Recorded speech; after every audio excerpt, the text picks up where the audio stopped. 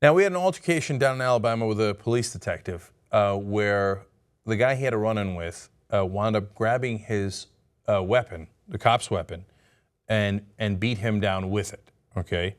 Now, this is a very scary situation, and we feel for the officer. And the suspect was Janard Cunningham.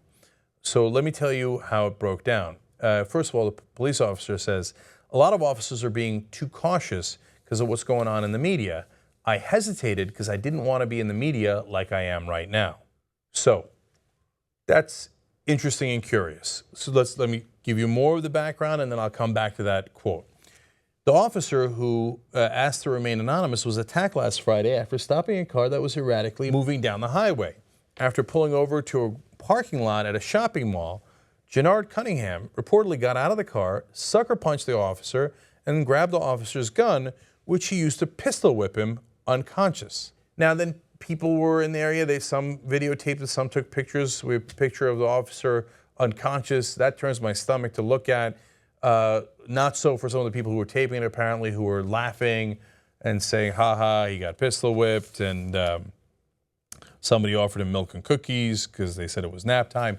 Look, that sounds like it might be funny if one of your friends got into a fight. It's not funny when that guy could have been killed. I mean, he's unconscious at that point, and the guy has his weapon, could have easily killed him. Luckily, he didn't. He ran away and then was apprehended later. After waking up in the hospital with stitches and a concussion, the officer said that he could have used his gun after Cunningham became noticeably belligerent and uncooperative, but refrained from fear of becoming a media pariah.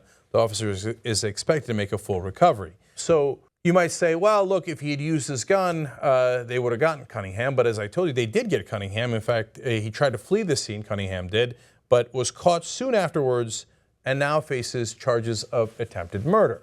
Okay, so a lot of people would look at this and go, oh, there you have it. You see that? We knew that the cops used to need to use this kind of force, and we told you they were going to become gun shy and not use the force, and that it was going to be a problem.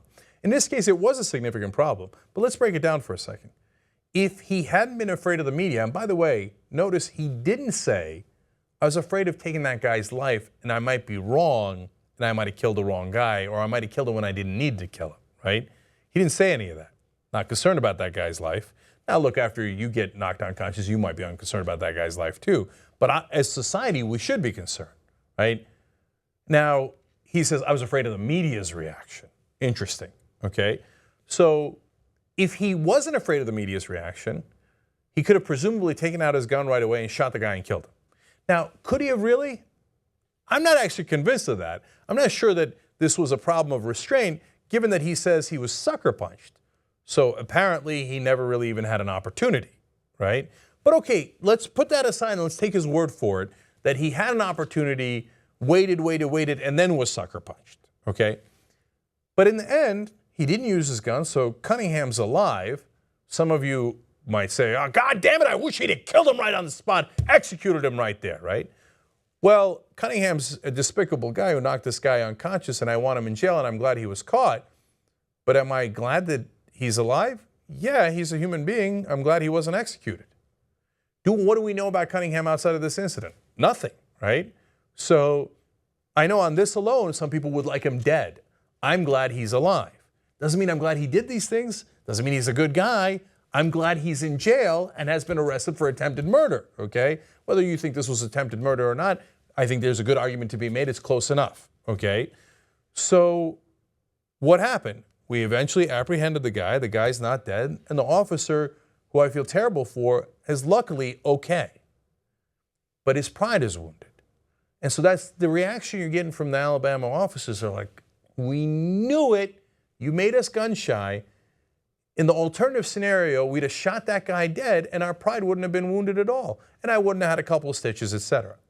I think the real danger is the guy's unconscious. He could have been killed. I get the severity of that, right? But he wasn't killed. Looking at it in hindsight, the situation could have been much worse. But people look at this and go, his pride was wounded. Okay, so Sergeant Heath Bokel and Police Chief A.C. Roper had this to say. The nobility and integrity of policing has been challenged. As a profession, we have allowed popular culture to draft a narrative which is contrary to the amazing work that so many officers are doing every day across this nation. Look, I might be reading a little too much into that quote, but I look at that and I think what they're saying is, don't question us. We are noble. We have integrity. So if we draw on a guy and we put him down, we did it because of our nobility and our integrity. And look at what happens if it turns out we don't draw on a guy. It turns out we take a risk with our lives. But I actually think that this officer should be commended, not necessarily for the reasons he did it, but for the result. Because I would much rather have the officer take a little bit of risk and not execute a guy on the spot. That shows bravery. To me, that doesn't show any lack of nobility. It doesn't, to me, I think it takes a hell of a lot more courage to take a punch and then to throw a punch. So easy to pull out a gun and shoot the guy. That doesn't take much. But he risked his life there to make sure that that guy didn't die on the spot. I think he should get a medal for that. And the guy isn't dead. I know the right wing will hate that. They'll hate it, hate it, hate it. That guy took a risk with his life. No cop should ever take a risk with his life. We'd much rather have the other guy dead in the street. Well, I don't want guys dead in the street. I love cops who are brave enough to take a little extra risk with their own safety. Now, in this case, that risk didn't work out. I don't want it to end up like this, right? But I give him credit for taking that risk. That's why it's a tough job to be a cop. I wish he took that risk because he cared about the life of that other human being more than he cared about the media scrutiny. But if that media scrutiny led to cops hesitating before they execute people in the street, on a macro scale, I'm not that unhappy with that. I'm largely happy with that. In this case, I wish it hadn't turned out the way that it did for this cop because he was in serious danger. But I appreciate that he took that risk upon himself.